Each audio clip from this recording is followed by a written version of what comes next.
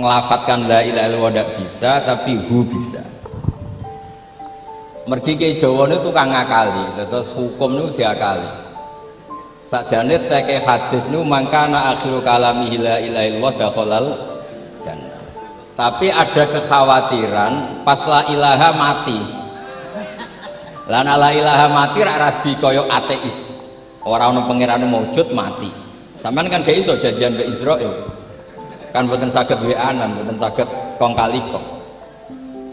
Nah, daripada la ilaha niku resiko karena takut mati pas la ilaha dereng illallah, terus Ki Jawa mulai nalkin ngangge Allah, Allah, Allah.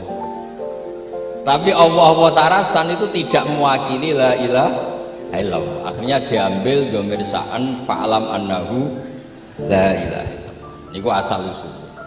Cuma kebetulan thariqah kita tidak jalur itu, tidak jalur yang lewat dhamir napa?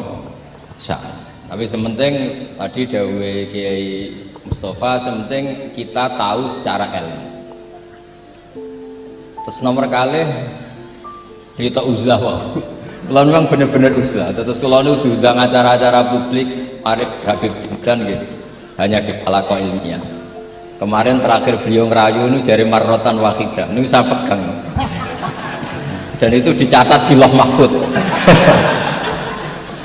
Dan ciri utama Kiai itu tidak membatalkan perjanjian.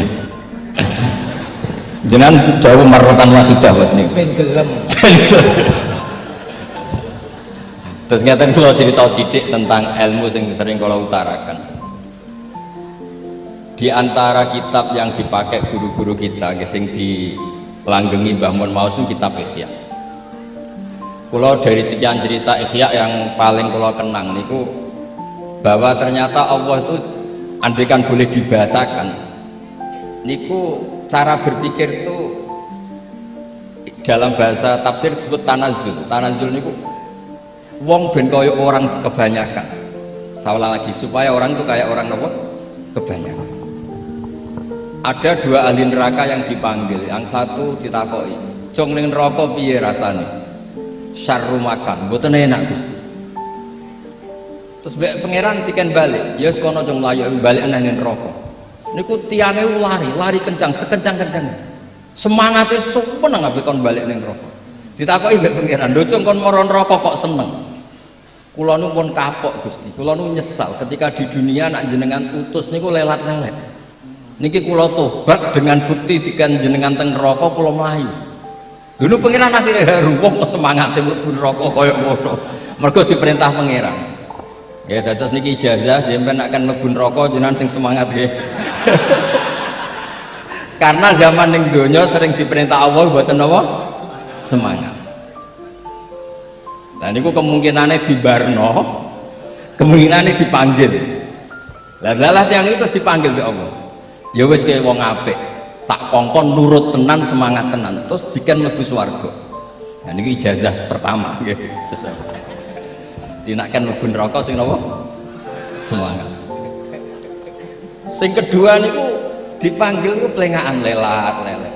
Kados kula diutus Gus Mus niki nelpon kula mboten purun, akhirnya ning Bika jare matur Gus Subak. Turuti aku diamuk Bika jare Bapak. Dados niki melibatkan sekian pihak untuk memaksa saya datang ke mriki. Aduh, repot musa wong kempek iki. Repot nyen repot. Mugi-mugi di sepuro ngoten. Yang kedua niku diken mlebu neraka malih lelat-lelet ndelok pangeran mboten semangat. Ditakoki mbek pangeran, kenapa kamu tidak semangat? Saya itu tidak pernah ngiri dengan yang baik, sudah masukkan saya ke surga, kemudian jenengan nyuruh lagi saya ke neraka. Saya tidak pernah mengira engkau itu seperti itu. Terus Allah nggih, ana indadzoni abdi. Ya serapopo, swarga ya swarga. Ini dua ijazah untuk sampean supaya bisa masuk nopo? Swarga. Terus kita tidak pernah tahu napa Gustofa ngundang kula nyenengno wong akeh ganjaran, napa meksa wong alim dosa, bener ngerti kula carane. Karena dalam ilmu usul fikih, kembali ke usul fikih, kula nu gak ada khazanah kathah tentang debate pangeran kalian nabi ini. Kathah, mboten satu dua contoh di beberapa kitab tafsir. Suatu saat kula sering cerita niki, suatu saat Khalilur Rahman Ibrahim itu kedatangan Israel. Kamu mau apa? Mau matikan jenengan? Kata Nabi Ibrahim, harro'aital khalil yumitu khalilah. Mosok aku kekasih pangeran dipateni, mosok orang yang dicintai membunuh yang dicintai, orang yang mencintai seseorang kemudian membunuh yang dicintai. Tidak ada ya. Akhirnya Israel matur teng pangeran. Cara politiknya ngeten, oh sing cara lagi seneng menghentikan politik. Wani kiai lengser dari beliau. Ono. Nak kula niku ahli tauhid wis pancen kodok kodare ngoten mawon, mboten berpikir ruwet-ruwet. Terus Israel kan mboten biasa logika, kan malaikat itu SOP kan, mboten biasa logika. Akhirnya matur pangeran, kata Ibrahim, masa kekasih bunuh yang dikasih, masa yang mencintai bunuh yang dicintai. Tapi Ibrahim baru sadar ngadepi pangeran gitu, lebih pinter. Dan ketika Allah fakullahu, katakan ke Ibrahim, harlo aital khalil yakrohu ayal ko khalilah. Mosok jari seneng aku ketemu aku rawani, jari seneng kok rawani ketemu. Lah niki sampean aku pengen mati, monggo ngake ilmu sing iki. Wong jare seneng pangeran kok rawani ketemu pangeran. Jeneng, seneng ketemu. Ibrahim seneng saja. Yo mati saiki ra apa mati saiki. Terus kedua niki cerita karena ini pondok ilmu. Orang harus biasa pakai logika usul fikih. Politik juga gitu. Nak kiai politik rawan kena syubhat. Tapi nak wong soleh oleh politik, kue ridho dipimpin wong fasik-fasik kabeh. Ya, mboten ngerti, mboten bener dis pokoknya ngoten. Yes, itu memang logika usul napa? Fikih. Logika usul napa? Fikih. Ketika Nabi Adam badhe didamel, niku materinya saking bumi. Pertama sing diutus Jibril. Jibril ambilkan qabdatan minal ardi, segenggam bumi. Saya mau bikin Adam, materinya dari bumi. Setelah datang ke bumi mau ngambil ista'adzat billah.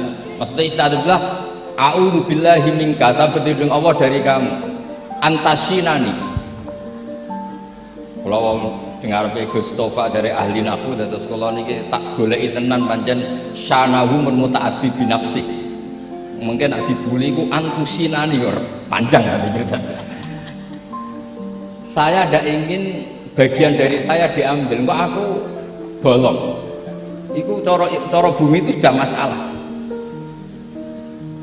Terus akhirnya Jibril kembali, ya Allah, dia berlindung kepada engkau maka saya lindungi.